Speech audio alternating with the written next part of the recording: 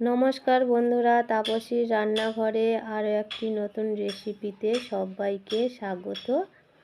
আর আজকে আমি আপনাদের সাথে যে রেসিপিটা শেয়ার করব সেটা হলো ফুলকপির ডাঁটা যে আপনারা ফেলে দেন, তো সেই ফুলকপির ডাঁটা ফেলি না দিয়ে যদি এই রকমভাবে রান্না করে খাই তো খুবই ভালো লাগবে। তো আজকে আমি রান্না করব ফুলকপির ডাঁটা চচ্চড়ি। তো এই চচ্চড়িটা করে আপনারা শুধু মুখে বসে বসে খেতে পারবেন, তাতে খুব ভালো লাগবে। আর ভাত দিয়েও খেতে পারবে বা রুটির সাথেও খেতে পারবে।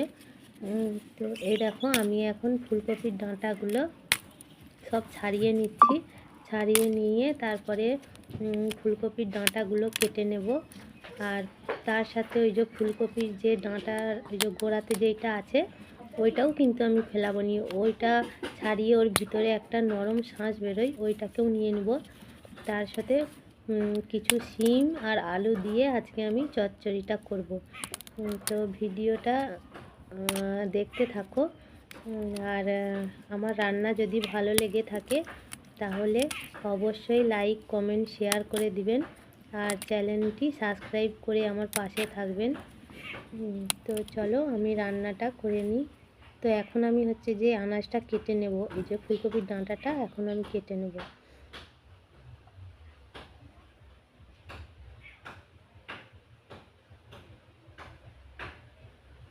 এই যে এটাকে আমি দুভাগ করে নিলাম, দুভাগ করে মাঝখান দিয়ে আবার চেলা করে সরু সরু করে এখন আমি কেটে নিচ্ছি ফুলকপির ডাঁটাগুলো। তো এইরকম করে ফুলকপির সব ডাঁটাগুলো আমি কেটে নেব। কেটে নেওয়ার পর শিম কাটবো।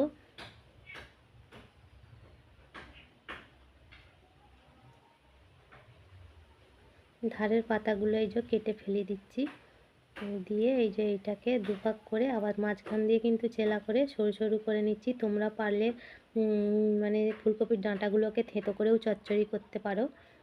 তো আমার থেঁতোর থেকে এই রকম করে সরু সরু কেটে চচ্চড়ি করে খেতে খুব ভালো লাগে। তো এটা ভাতের সাথেও খাওয়া যায়, রুটির সাথেও খাওয়া যায়, আবার শুধু মুখেও খেতে ভালো লাগে। দেখো আমি সব ডাঁটাগুলো কেটে নিয়েছি, সরু সরু করে কেটে নেওয়ার পরে এই যে শিমগুলো এখন আমি ছোট ছোট করে কেটে নেব। শিম কাটা হয়ে গেলে আমি আলুও ওর সাথে যেমন ডাঁটা কেটেছি সরু সরু করে, তেমন শিমগুলো এই আলুগুলোও কিন্তু আমি সরু সরু করে কেটে নেব।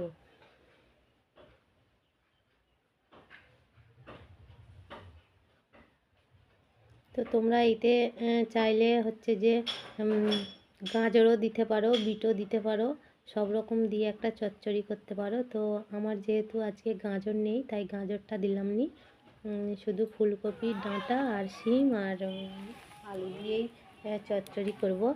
তো এই দেখো আমি উনুন জ্বেলে দিয়েছি, দেওয়ার পরে এই যে কড়াটা বসিয়ে দিয়েছি। দেওয়ার পরে এই যে আমি তেল দিয়ে দিলাম। তো সর্ষের তেলটাই দিলাম অল্প করে, খুব কম খরচে কিন্তু এই রান্নাটা হয়। তো আমি কিছু মশলা না দিয়েই শুধু তেল, সম্বুরা আর লঙ্কা ছিঁড়ে আর সর্ষে বাটা দিয়েই রান্নাটা করব। এই যে এখন লঙ্কা ছিঁড়ে দিয়ে দিলাম, একটা লঙ্কা ছিঁড়ে দিলাম আর একটু সম্বুরা, তোমরা যে যা বলতে পারো, 5 ফোড়নও বলতে পারো। তো 5 ফোড়ন এখন আমি দিয়ে দিলাম। তো এটা একটু নাড়াচাড়া করে তারপরে আমি ফুলকপির ডাঁটাগুলো সব দিয়ে দেবো।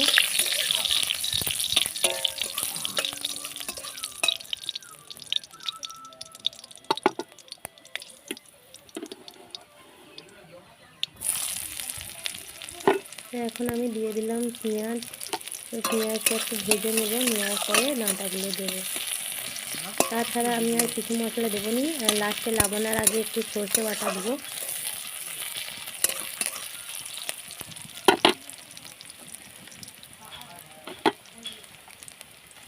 তোমরা পারলে বাড়িতে বানিয়ে খেয়ে দেখবে, অবশ্যই ভালো লাগবে তোমাদের।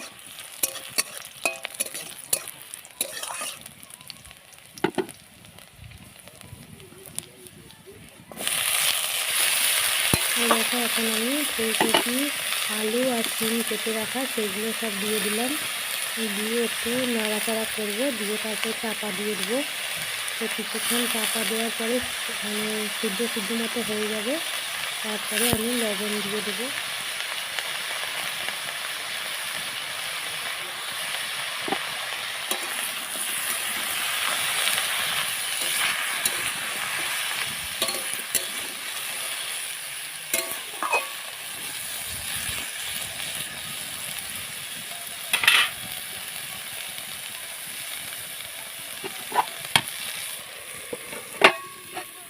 এটা আমি এখন চাপা দিয়ে দিলাম। তো কিছুক্ষণ চাপা দিয়ে রেখে দিয়েছিলাম, তারপরে এই যে চাপাটা খুলে আবার একটু নেড়ে দেবো।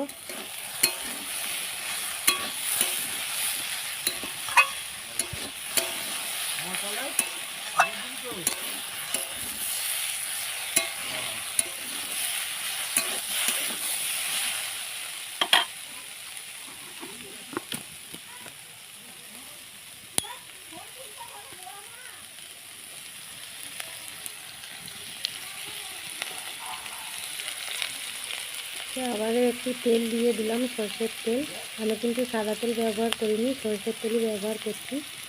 সরষের তেল ব্যবহার করলে একটু ভালো স্বাদটা হয়। আর তারপরে দিয়ে দিলাম পরিমাণ মতো লবণ।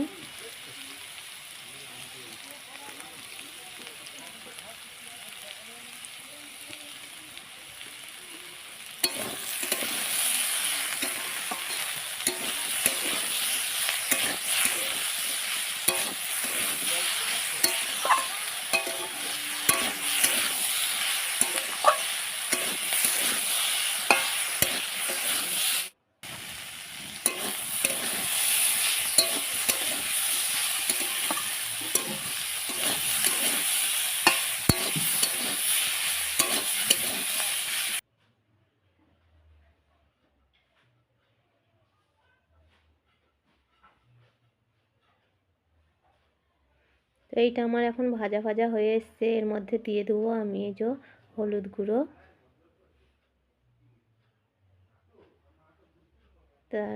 তারপরে দিয়ে দেবো লঙ্কা গুঁড়ো,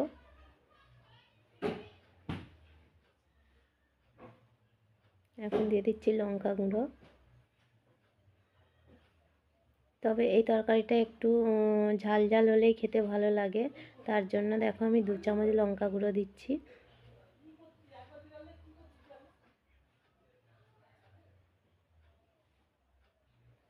তারপরে দেখো এটাকে আমি নেড়ে দিচ্ছি।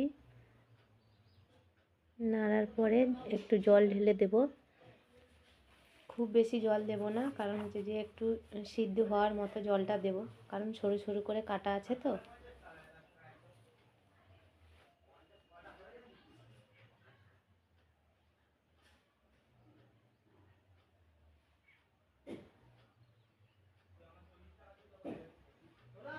অনেকেই কিন্তু ফুলকপির ডাঁটা খায়নি, ফেলিয়ে দেয়। তো এই রকম করে ফুলকপির ডাঁটা যদি রান্না করে খাও তো খুবই ভালো লাগবে।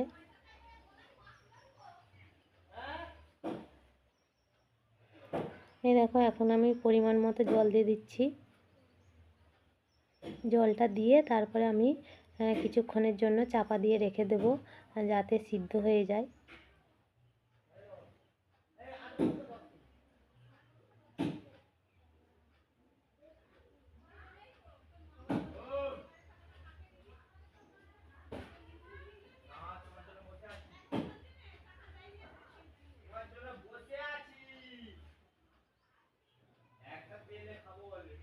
এই যে এখন আমি চাপা দিয়ে কিছুক্ষণ রেখে দেব।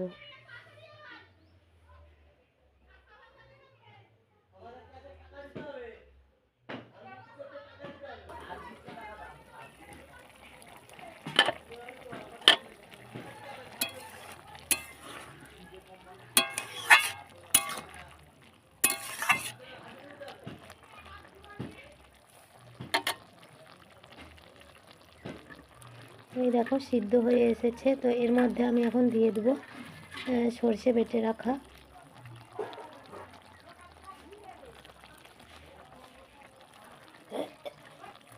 সর্ষে বাটাটা দিয়ে দিলাম, দিয়ে একটু নেড়ে চেড়ে তারপরে আমি আবার কিছুক্ষণের জন্য চাপা দিয়ে রেখে দেব। তারপরে জলটা একবারে মরে গেলে আমি তরকারিটা নামিয়ে নেব।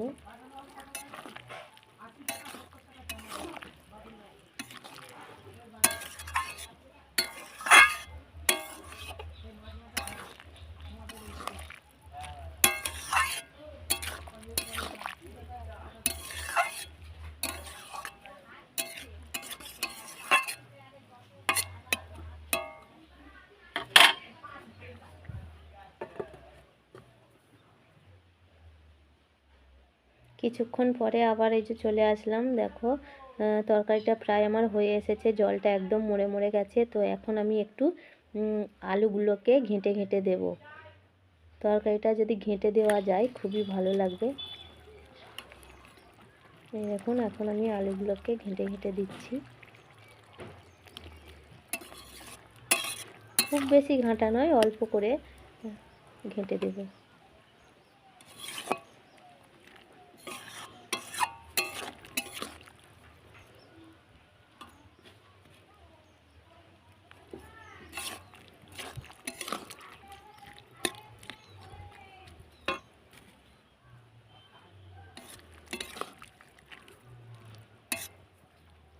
তরকারিটা আমার হয়ে গেছে, এখন আমি লাভিয়ে নেব। তো চলো আমি লাভিয়ে নিই।